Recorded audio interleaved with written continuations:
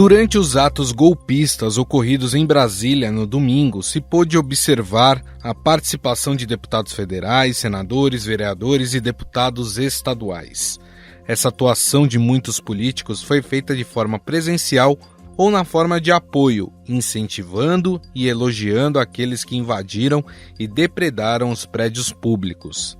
Nas imagens é possível ver um grande número de políticos do Partido Liberal, sigla do ex-presidente Jair Bolsonaro. Se nós queremos o Brasil dos brasileiros, esse país conservador, somos nós que temos que agir. Nós somos um povo patriota, amamos esse país, somos pacíficos, não queremos violências, não somos esquerdistas, não somos comunistas, mas precisamos de uma ação dura, desde o profissional liberal, desde aquele que é do agronegócio ao caminhoneiro, para que nós possamos dar uma resposta nesse momento importante para salvar o país dos nossos filhos.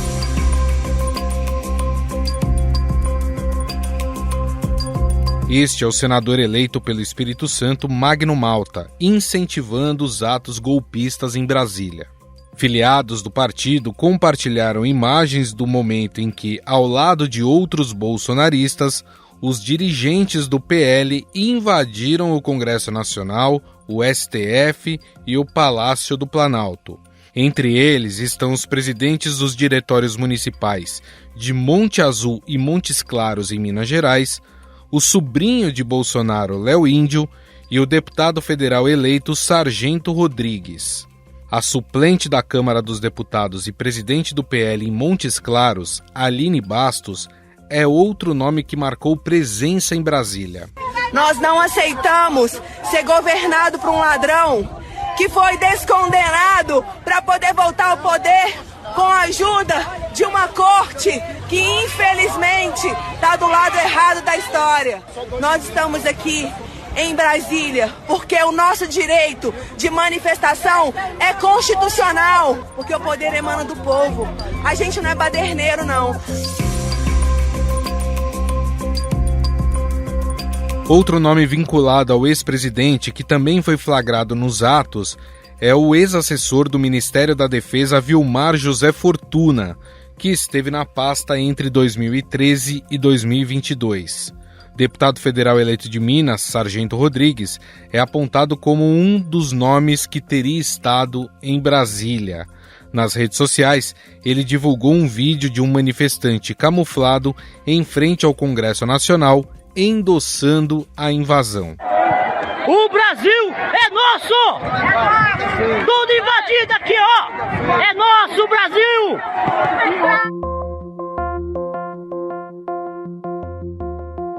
Nesta terça-feira, o líder do PT na Câmara dos Deputados, Reginaldo Lopes, e o líder eleito para a próxima legislatura, Zeca Dirceu, entraram com uma ação no Supremo Tribunal Federal pedindo a responsabilização criminal de 3 parlamentares e uma suplente de deputado federal que endossaram o golpismo na capital federal. Segundo os petistas, Clarissa Tércio, do PP de Pernambuco, Silvia Waiapi, do PL do Ceará, incorreram em incitação ao crime, delito previsto no Código Penal, com pena de detenção de 3 a 6 meses e multa. Já a suplente Pamela Bório, do PSC da Paraíba, de acordo com os parlamentares, pode ter cometido dano qualificado, já que participou dos atos. Deputados, senadores, prefeitos, vereadores, deputados estaduais, lideranças de partidos constituídas, que estimularam, ajudaram a organizar, estão até agora aplaudindo esse atentado à democracia, esse ato terrorista, nos informe, encaminhe às autoridades policiais do seu estado, da sua cidade, da sua região, exija punição.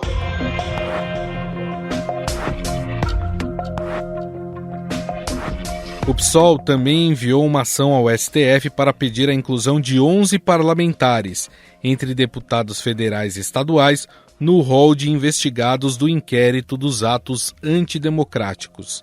Além dos nomes já citados, os parlamentares apontados para serem investigados são o senador Magno Malta, do PL do Espírito Santo, os deputados federais Ricardo Barros, do PP do Paraná, Carlos Jordi, do PL do Rio de Janeiro, José Medeiros, do PL do Mato Grosso e Coronel Tadeu, do PL de São Paulo, além dos deputados estaduais Júnior Tércio, do PP de Pernambuco, e Ana Campagnolo, do PL de Santa Catarina. As pessoas que estão aí estão de cara limpa, não estão encapuzadas, estão com famílias aí no movimento. Por que isso? Porque eles acham que a eleição foi roubada.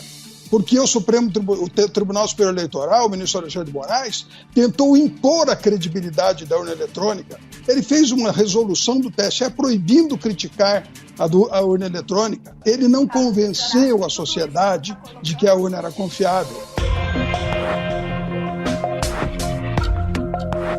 A ação reúne as provas dos crimes de abolição violenta do Estado de Direito, golpe de Estado e interrupção do processo eleitoral e pede a investigação e responsabilização desses parlamentares.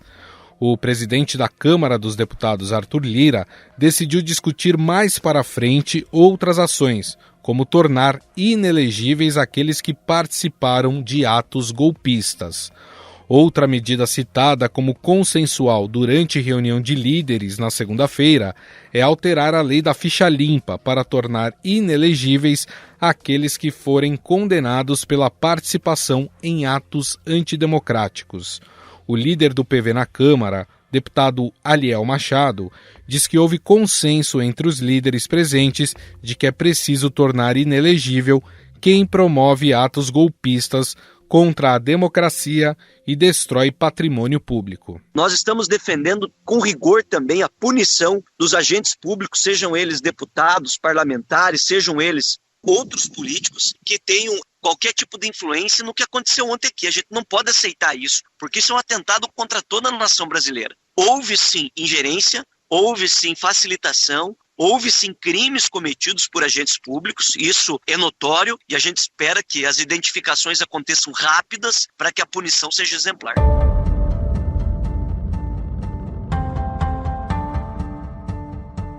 O Congresso também fará o levantamento de quem foram os políticos envolvidos na destruição do patrimônio e invasão, os diferenciando daqueles que estimularam manifestações, mas de forma pacífica. Quem participou da depredação e vandalismo contra as sedes dos poderes será punido exemplarmente, avisou Lira aos parlamentares. Nós não temos o momento do nós contra eles, nós temos o momento de uma pequena turma radical que procurou um caminho desvirtuado de fazer atos terroristas, de vandalismo, e que nós iremos perseguir o resultado desses inquéritos, para que pessoas que praticaram esses atos, irresponsáveis, criminosos, tenham uma punição adequada.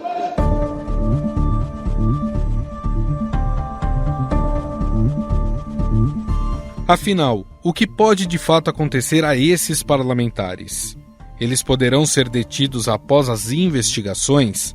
Sobre esse assunto, vamos conversar com o advogado especialista em direito eleitoral, Alberto Rolo.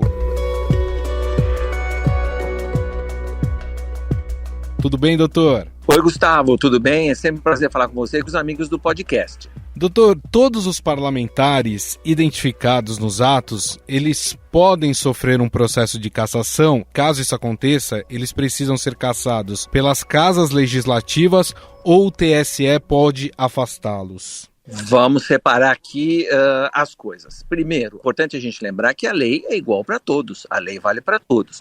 Então, se nós estivermos falando daqueles crimes que estão no Código Penal, que são os atentados contra a democracia, pelo menos esses crimes. Então, todos estão sujeitos, inclusive os parlamentares. Então, os parlamentares não estão acima da lei. A única diferença dos parlamentares, sejam deputados federais, deputados estaduais, vereadores, até senadores, é que eles têm um foro diferente para o julgamento, diferente daqueles que foram detidos e agora estão presos, presos comuns que vão ser processados na justiça comum. Os parlamentares vão ter um foro diferente. Se for deputado federal, por exemplo, nós vamos estar falando do STF, deputado federal e senador.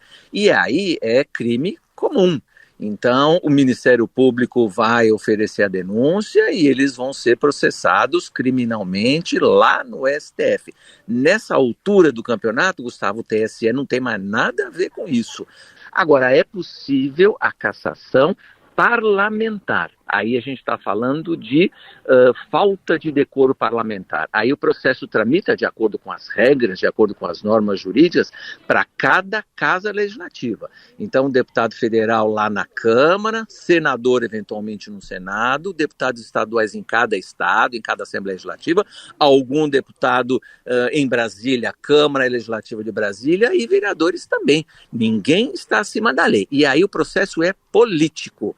Tem regras, tem normas específicas para esses processos políticos, tem prazo, começo, meio, fim. Sempre lembrando, Gustavo, amplo direito de defesa e respeito ao contraditório para todos eles. E se cada casa legislativa entender que eles realmente praticaram atos indevidos, eles praticaram atos contra o mandato parlamentar, eles podem ser cassados sim, independentemente do processo criminal de cada um. E em relação, doutor, aos parlamentares que foram eleitos na última eleição, eles só vão tomar posse a partir de fevereiro.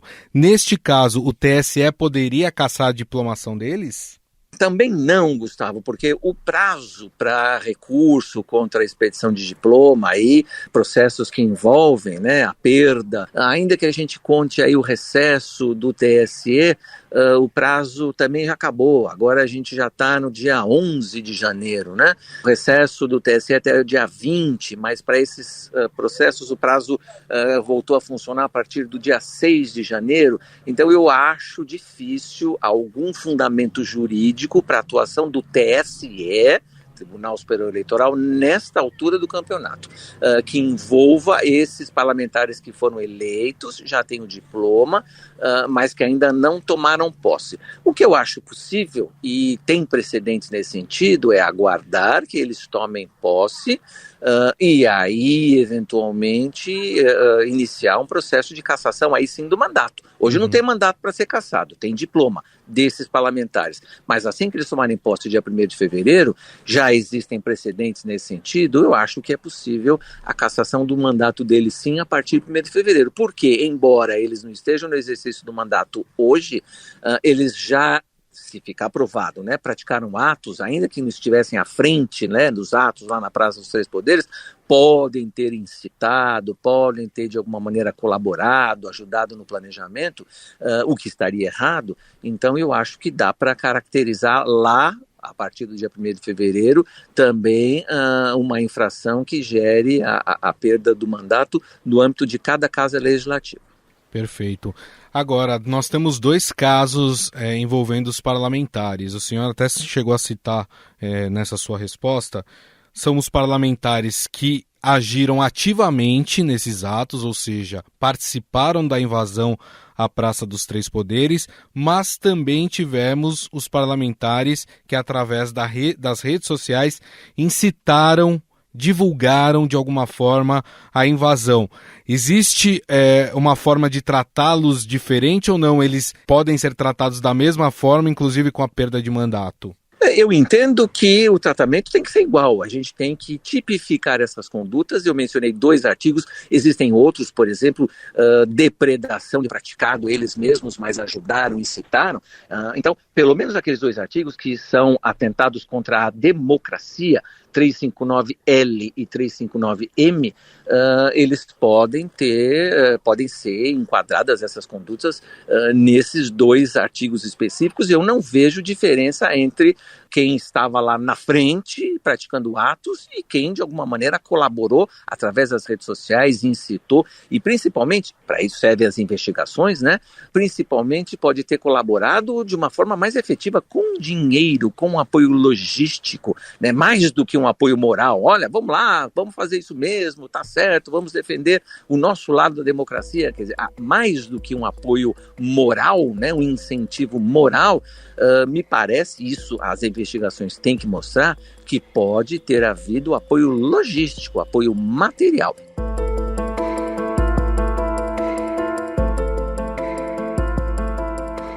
No caso da cassação, doutor, eles perdem os direitos políticos ou isso só acontece se houver uma condenação pelos crimes cometidos? 2 situações diferentes. Na cassação pelo parlamento, pela Casa Legislativa, a lei da ficha limpa diz que eles ficam inelegíveis por até 8 anos depois da cassação. Então precisa contar o prazo, o dia da cassação e aplicar mais 8 anos, né? Inclusive ali fala 8 anos depois da perda, do fim do mandato. Vamos imaginar que o mandato vai começar agora em 2023, mais 8 anos vai dar 2031. Então precisa fazer essa conta. No caso da cassação parlamentar. E no caso da cassação judicial por crime, aí precisa esperar o trânsito em julgado, então é o tempo da pena. Se a gente falar daqueles 2 crimes que eu mencionei, são 2, né? Um deles a pena é de 4 a 8 anos de reclusão, o outro é de 4 a 12 anos de reclusão, então depende da pena que vai ser aplicada. E aí a lei da ficha limpa também fala em final do cumprimento da pena, ou 4 até 8, ou 4 até 12, mais 8 anos de inelegibilidade. Então, durante o cumprimento da pena, a gente tem suspensão de direitos políticos, e depois mais 8 anos de inelegibilidade é o que diz a lei da ficha limpa. Então, é bastante tempo. Então pode acontecer, mas no caso da condenação criminal precisa ter o trânsito em julgado para ter a suspensão de direitos políticos. Por que eu estou falando isso?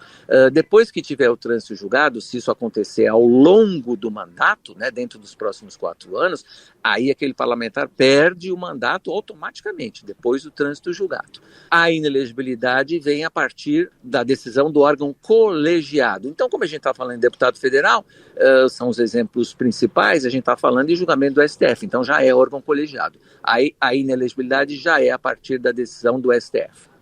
No caso de deputados estaduais, vereadores, é a Justiça Estadual que cuida desses casos, é isso? Exatamente. Deputados estaduais, a competência do foro é o Tribunal de Justiça de cada estado, então eles também têm uma competência diferente dos cidadãos comuns, mas vereador não.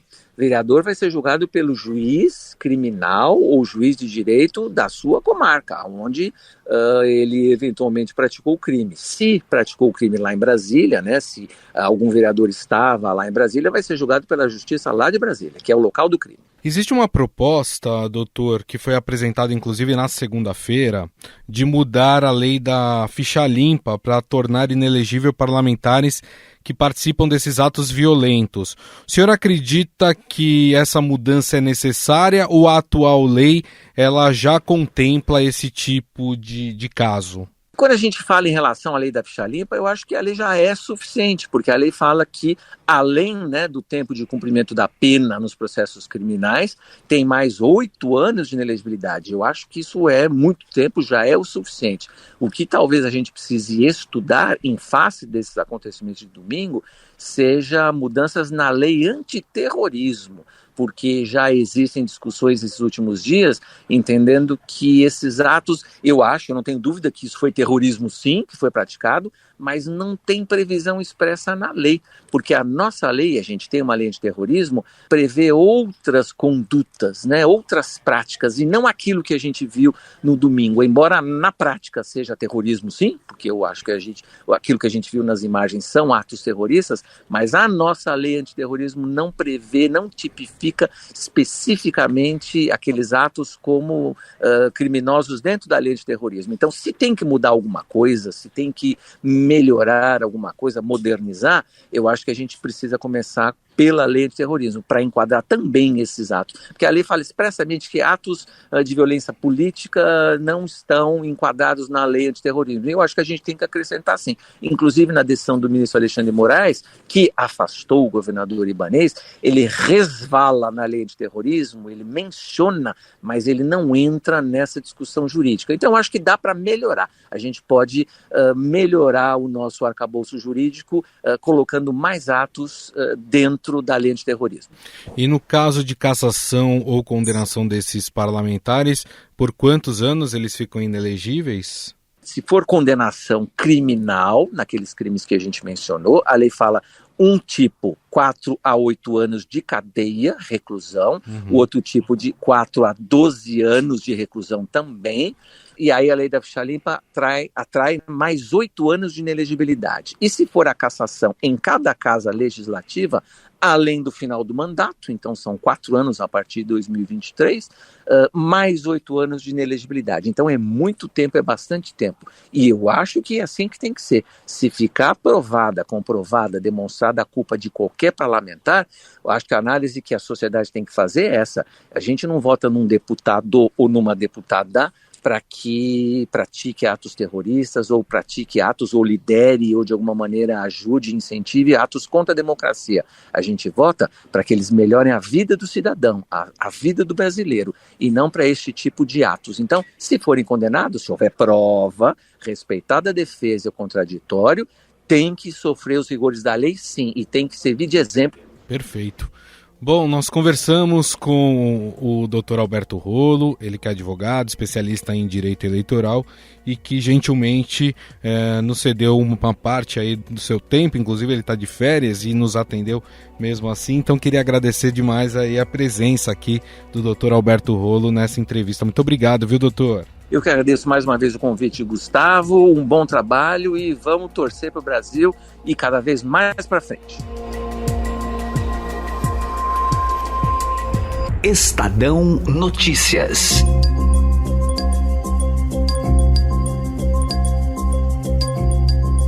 O Estadão Notícias desta quinta-feira vai ficando por aqui. Contou com a apresentação minha, Gustavo Lopes, o roteiro, produção e edição são minhas, de Jefferson Perleberg e Gabriela Forte. A montagem é de Moacir Biasi. Mande sua mensagem e sugestão para o nosso e-mail, podcast@estadão.com. Um abraço e até mais.